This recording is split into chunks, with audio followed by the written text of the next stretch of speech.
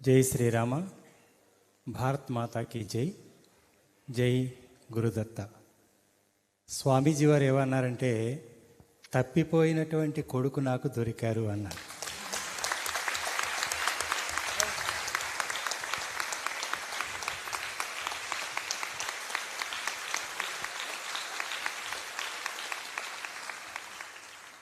ఇంకొక చిన్న విషయం, ఇంచుమించు 1985 సంవత్సరం నా చిన్నతనంలో నేను పిఠాపురం వెళ్ళాను మా పెద్దనాన్నగారింటికి ఒక శుభకార్యం అయితే. అక్కడ దత్తాత్రేయ గుడి ఒకటి ఉంది. స్వామీజీ అక్కడికి వచ్చారు. నేను శుభకార్యానికి వెళ్ళాను, స్వామీజీ దేని కొరకు అక్కడికి వచ్చారు. చాలా దూరం నుంచి చూశాను స్వామీజీని నేను నా చిన్నతనంలో. ముఖం కూడా సరిగ్గా కనిపించలేదు. ఈరోజు భగవంతుడు ఆయన కూర్చున్నటువంటి వరుసలో నన్ను కూడా కూర్చోబెట్టారు.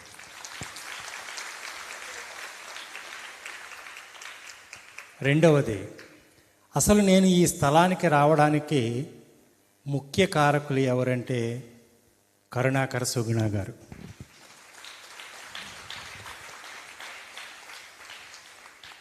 వారు రాసినటువంటి 2 పుస్తకాలు నేను చదివి ఉండకపోతే ఇంకా నేను పాషాండ మతంలోనే ఉండేవాడిని.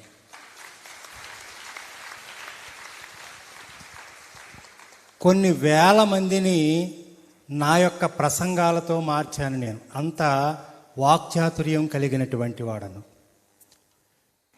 నేను. వారిది ఒక వీడియో చూశాను. ఈరోజు నేను ప్రాణాలతో బ్రతికి ఉన్నాను అంటే యేసయ్య దయ అని ఒక వీడియో చేశారు.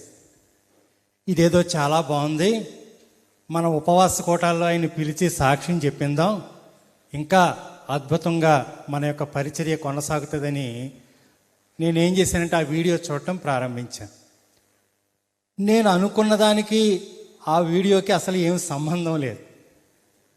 లాస్ట్లో మీకు ఇంకా అనేకమైన విషయాలు తెలియాలి అంటే మేము ప్రింటింగ్ చేసినటువంటి 2 పుస్తకాలు ఉన్నాయి.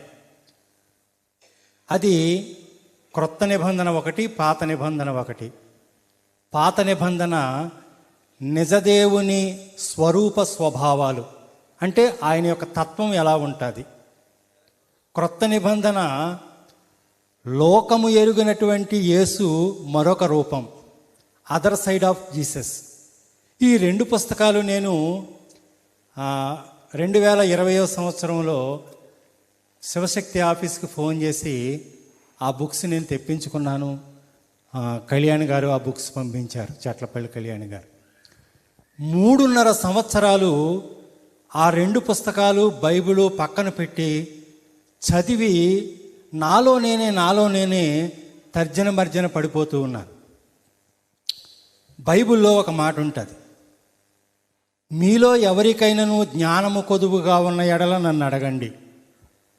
నేను మనుషుల్ని అడిగితే వాళ్ళకి తెలిసిందే చెప్తారు అని మళ్ళీ నేను పాషాండ దేవుణ్ణి అడగటం మొదలెట్టాను.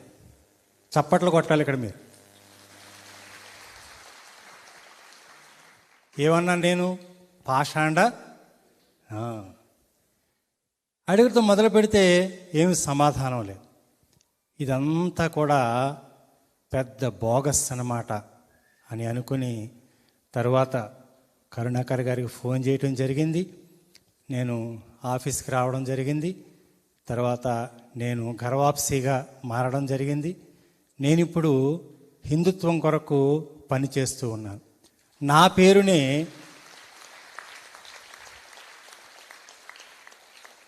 నా పేరునే ఒక ఛానల్ ప్రారంభించారు, శివశక్తి ఎక్స్ పాస్టర్. ఇప్పటికే నేను అనేకమైనటువంటి వీడియోలు చేశాను.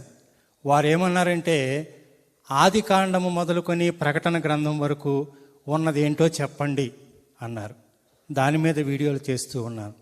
వారు నాకు ఇచ్చినటువంటి మరొక అవకాశం ఏమిటి అంటే, అంతా నాకే వదిలేశారు.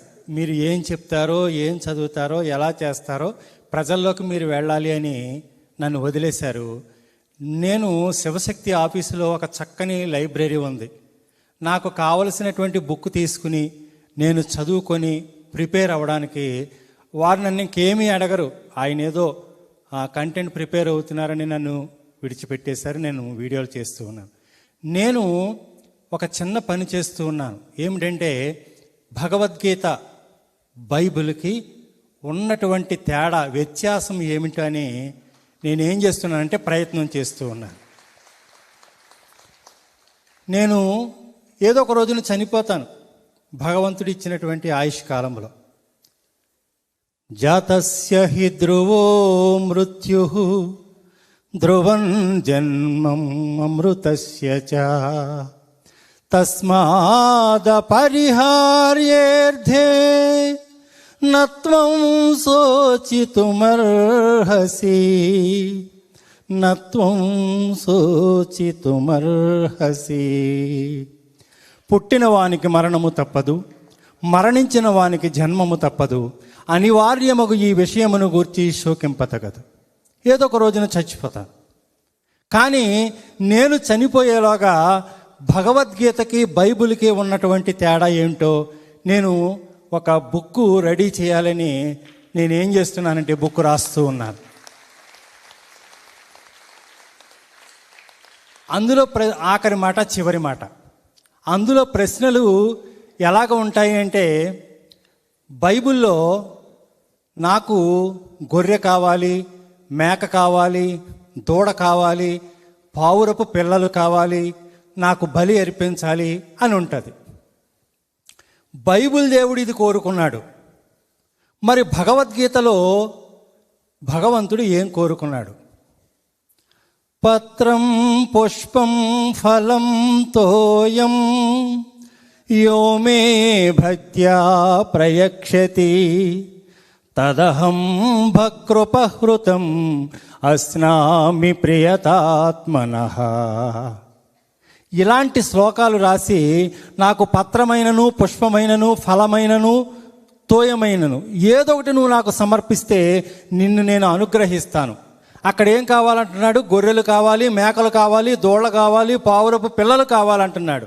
ఇక్కడ భగవద్గీతలో ఏం కావాలంటున్నాడంటే పత్రమైనను, పుష్పమైనను, ఫలమైనను, ఒక దోసెడు నీళ్ళైనను. మీకు ఏది కావాలి?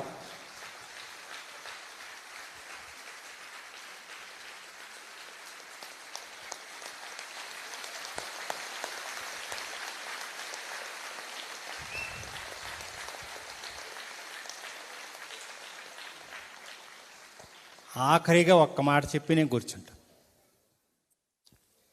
ఆంధ్రప్రదేశ్లో ఉన్నటువంటి క్రైస్తవులు అంటే పాస్టర్లు, తెలంగాణలో ఉన్నటువంటి పాస్టర్లు అంటే మాకు ఫెలోషిప్ ఉంటుంది. వాళ్ళు ఏమన్నారంటే నన్ను పిలిచి, ఎవరెవరు ఎంత ఇస్తారో మాకు తెలియదు, లక్షలే వస్తాయో కోట్లే వస్తాయో మాకు తెలియదు. కరుణాకర సుగ్గుణ అనేటటువంటి ఆయన నిన్ను బలవంతం చేసి, భయపెట్టి, నిన్ను గర్వాపసి చేసి ఈ వీడియో తీశాడు అని నువ్వు ఒక్క మాట చెప్పు, నీ అకౌంట్లోకి డబ్బులు వచ్చేస్తాయన్నారు. నేను అన్నాను, 35 ఏళ్ల పాటు ఇందులో చచ్చిపోయాను. నేను ఈ పాషాండ మతంలో చచ్చిపోయాను 35 ఏళ్ల పాటు. చచ్చిపోయినటువంటి శవాన్ని పూజించి.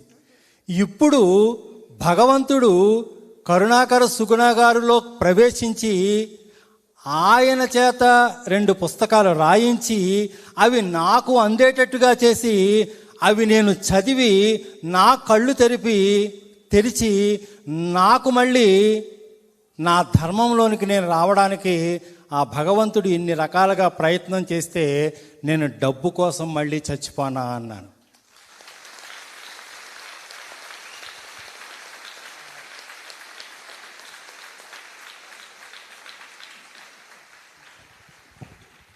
జై గురుదత్త.